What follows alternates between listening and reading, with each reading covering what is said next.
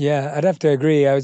When I was reading it too, I was thinking that, and this was what I found so interesting, Bill, when I was reading Source Code, that even though you have lived such a otherworldly life in so many ways, there were so many relatable moments from a parenting standpoint. And when I was reading it, I was thinking about my father too, who wasn't around a lot when I was younger. He was working, both my parents had to work. And to the point you just made right now, like my father wasn't there when I was playing rugby, or he wasn't there when I was swimming for my, local club, or he wasn't there on the sidelines cheering.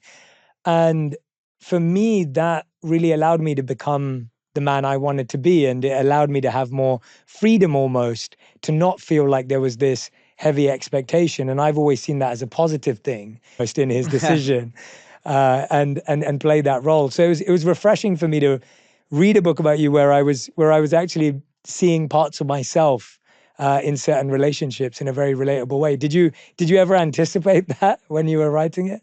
I was surprised, so when I'm describing going on those hikes, I was thinking, boy, would I have let my son Yeah. go off?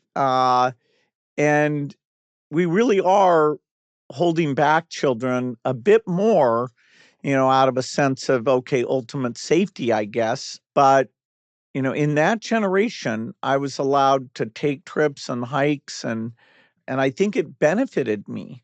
And so writing the book, I was like, wow. And you've talked with people like Jonathan Haidt about this. Yeah, love Are Jonathan. we a bit overprotecting, kids so that they don't get to make, mistakes or try themselves out or mature the way that is best for them? Do you think schools failing children?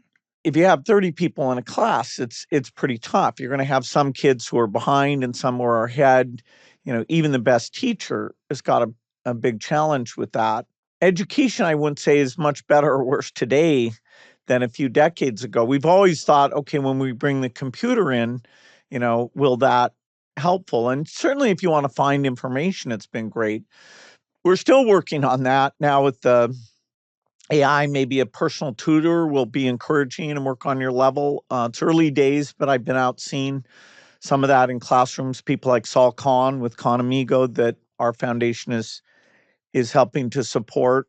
But education, uh, the computer has not made it so, oh wow, kids learn a lot more today than they did a long time ago. And I still believe we can change